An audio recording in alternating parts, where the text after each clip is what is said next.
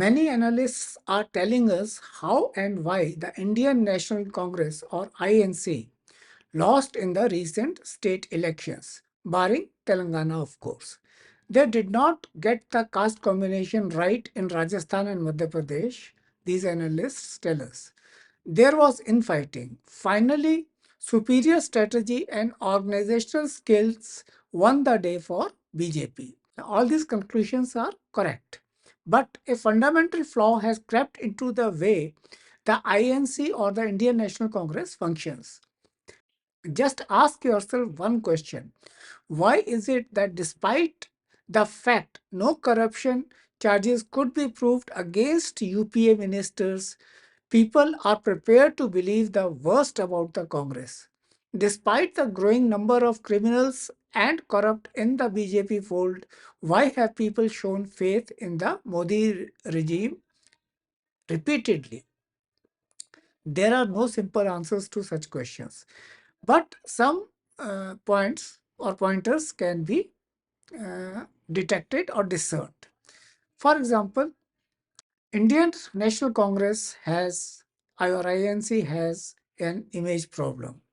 What does the INC stand for? A simple answer should have been secularism, liberalism, and socialism. But its leaders go out of their way to prove their Hindu credentials. They flaunt their castes publicly and indulge in caste identity politics. Almost all of them lead a feudal lifestyle. They are rich, propertied, and arrogant. All these go against the very fundamentals of the INC. The Congress cadre is defunct. There are very few young people in the Congress who would dedicate themselves to promoting the party at the grassroots level. And the few that exist are not clear about what they have to convey to the masses except singing songs in the praise of the dynasty. Rahul has tried to break this habit, but it is apparently ineffective. His efforts have been ineffective so far. Then there are structural flaws in the INC. The state Congress committees are a mess. There is hardly any worthwhile interaction among the members regularly, whether at the central level or at the state level. INC suffers from poor organization and communication skills. The party becomes active only when elections are around. After the elections, a perfunctory Atmachintan is done and then everybody goes into hibernation. Poor messaging on the social media is another problem. Nobody knows what the party actually stands for. Then there is a lack of new talent in the party. Either the party doesn't have talented leaders in its ranks or they are not encouraged by the uh, senior leadership. They constantly fall back, and when I say they, I mean the senior leaders of the party, they fall back on the old guard or that uh, old guard's descendants. So, what needs to be done? How can the INC become a power in its own right on the national political scape? The following steps need to be taken first. These are preliminary but essential for the party's rejuvenation. The INC needs to articulate a clear and compelling vision for the future of India that resonates with the aspirations of the people. This vision should address key issues like economic development, job creation, social justice, environmental sustainability, and national security. The party leaders should be genuinely dedicated to the party's core values of secularism, socialism, and liberalism. The party should re emphasize its commitment to its core values of secularism, inclusivity, and social justice. This will help attract voters who are concerned about rising religious polarization and social inequality. The party should reassert its commitment to development of scientific temper among its members and public. We need a party that promotes rational behavior in the society.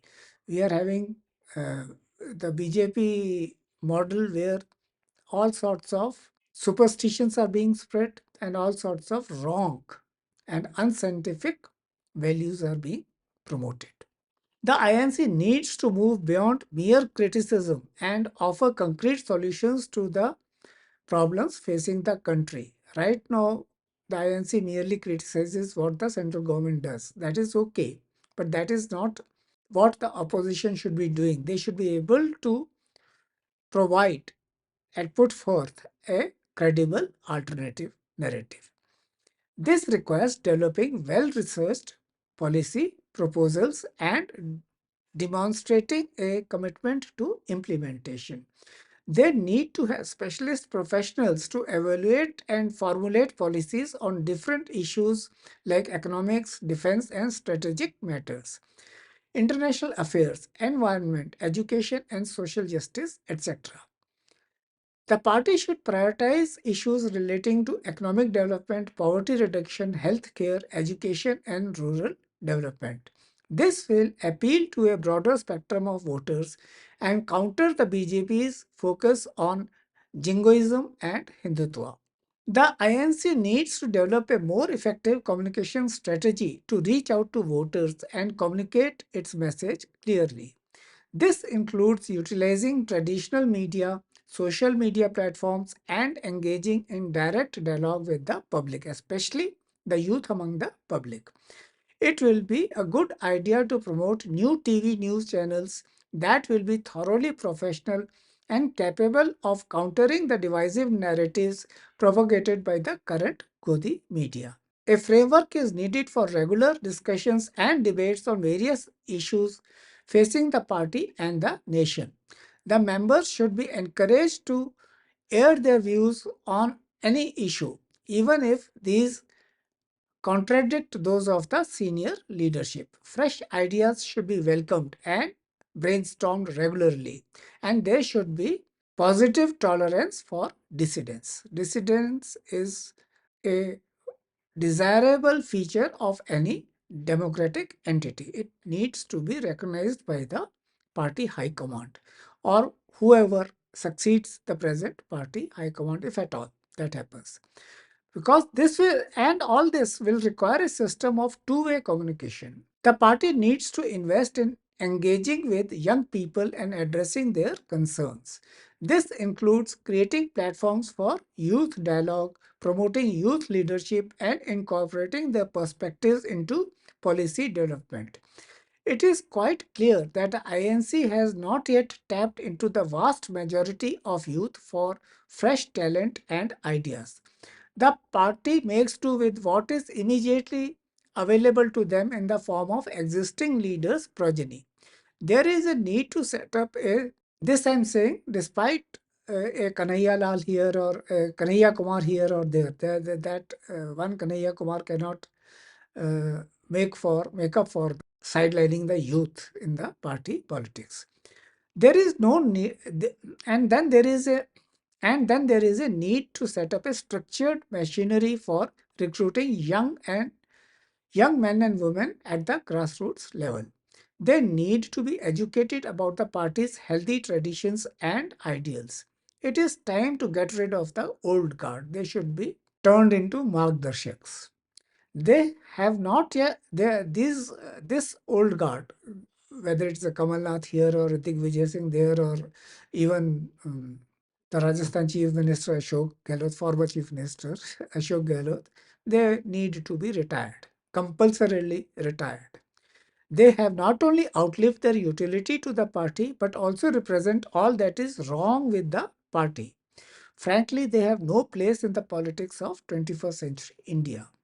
There is a need for grooming and inducting younger leaders who are free of the feudal mindset and have a clear vision for the 21st century India. The party needs to promote and empower young leaders. This will help connect with younger generations of voters and project a more dynamic image of the party. With the Gandhi family's waning popularity, the INC lacks a credible face to take on Prime Minister Modi and the BJP's formidable election machinery. at the national as well as state level. Internal power struggles and lack of national figures coming through make this an enduring weakness. The INC needs to tailor its campaign messages and strategies to address specific issues and concerns of each region, and community. This will demonstrate a commitment to understanding the diverse needs of the Indian people. We should never ignore the fact that India's diversity is unique and mind-boggling. And this is not geographical only, but social as well as political. There is a huge diversity in this country. The INC should form alliances with other regional and national parties to broaden its appeal and increase its chances of electoral success.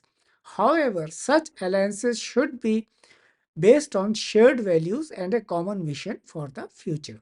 The INC needs to strengthen its grassroots organization by mobilizing party workers, building local networks, and engaging in community outreach programs. This will help connect with voters at the individual level and build a sound foundation for electoral success. The INC's organizational structure needs to be revamped to make it more efficient and responsive to the needs of the electorate. This, when I talk about elections or electoral successes, it's not just electoral success of 2024 in 2024, but for future also. And a healthy party can only provide healthy governance. This we should keep in mind. And ragtag coalitions will not work, ragtag agendas will not work, and ragtag or splintered policies will not work. Everything should be well formulated and should be in consonance with the people's aspirations. The party will have to strengthen local units and improve its communication channels. It is high time to hold elections from the grassroots level to the top in the Indian National Congress I'm talking about. For this, it is necessary to weed out undesirable elements from the party, including the Youth Congress. In fact, Youth Congress has become quite a you know anachronism. There are so many people who are not really youthful and they are there as leaders. They should go. Only people in their 30s, at the most early 40s, should be there. New membership drive should factor in background checks to avoid entry of malcontents. This has become essential today because just any Tom, Dick, and Harry is taken into the party, provided he can get or she can get a few votes for the party. That should not be the priority. The priority should be a long-term perspective. The elections should be free and fair. I'm talking about the internal elections. And nobody should be allowed to have a perpetual lean on the party's decision making bodies. The party needs to conduct well organized and strategically planned election campaigns. This includes utilizing data analytics, targeting specific demographics, and effectively utilizing its resources. The INC must address internal conflicts and factionalism that have hampered its unity and decision making. The manner in which Gehlot and Sachin Pilot, I'm talking about Ashok Gehlot, remained at loggerheads in Rajasthan until the conclusion of elections was nothing short of fatal for the party's prospects. Similarly, the feudal lords of Madhya Pradesh, I'm talking about Kamal Nath and Digvijay Singh, they worked for cross purposes. The former even defying the central command, which resulted in a similar disaster as happened in Rajasthan. This requires leadership that can foster consensus and bridge the gaps between different factions within the party. Only then can election campaigning become cohesive and effective. The INC must develop effective strategies to counter misinformation and disinformation campaigns spread by the BJP and other political opponents. This requires investing in fact checking initiatives and promoting media literacy among the public. The party needs to demonstrate transparency and accountability to regain public trust. This includes conducting internal audits, addressing corruption allegations effectively, and holding its leaders accountable for their actions. Even if in short term they lose a few votes by uh, disciplining a leader, whatever his or her stature, I think these actions should be taken. The public will be positively impressed. Despite the claims of being the largest opposition party, the INC cannot afford to ignore the necessity of forming alliances on a long term basis. It must realize that the regional parties do not need the INC for their survival, but it is actually the other way around. Parties like TMC, DMK, RJD, and JDU have a powerful presence in their respective states and can fight electoral battles on their own against the BJP or any other party. But the Congress needs their support for checking the BJP's growing dominance at the national level. So, as a first step, the INC must focus on unity and coalition building. The INC must take initiatives to overcome inter party differences and forge a united front against the BJP. This may involve compromises and power sharing agreements, but it is crucial to present a single credible alternative in front of the voters. The focus needs to be on issues that can unify the alliance partners' base, such as economic development, unemployment, inflation, social justice, and environmental protection. It is the responsibility of the INC leadership to ensure that the opposition coalition presents a credible alternative to the BJP. They need to present a clear and detailed policy agenda that addresses the concerns of the electorate.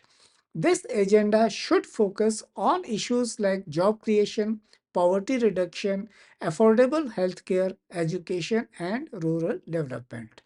The opposition should effectively hold the BJP government accountable for its failures and shortcomings. This includes highlighting issues like misgovernance, corruption, mismanagement, and human rights violations. They should be able and willing to utilize legal and constitutional tools to challenge the government's actions, including policies that are perceived as discriminatory or against the constitution. During elections, any elections, the opposition needs to tailor their campaign messages to address the specific issues and concerns of each region and community. Local leaders and grassroots activists are crucial for mobilizing voters and ensuring strong campaign organization. The opposition should empower them and utilize their knowledge and connections. Social media platforms can be powerful tools for reaching out to voters, especially young people. The opposition should invest in building a strong social media presence and utilize it to spread their message and mobilize support. The opposition needs to effectively counter the BJP's Hindutva agenda and its attempts to polarize the electorate.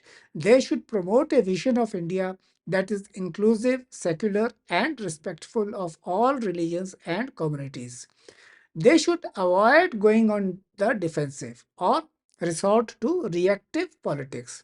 Instead, they should create a distinct narrative that focuses on inclusiveness. The opposition should campaign on a message of hope and optimism for the future. They should offer a vision of a better India that is inclusive, prosperous, and just. They should also highlight the positive achievements of past non BJP governments and contrast them with the current government's performance. However, the most important thing is to promote the values of democracy and secularism within the parties, within the opposition parties, as well as in the country. And this is going to be a challenge given the casteist parochial character of most of the opposition parties, barring AAP and TMC. All the more reason for the opposition to emphasize their commitment to upholding the values of democracy, secularism, and the rule of law, which are fundamental to India's identity.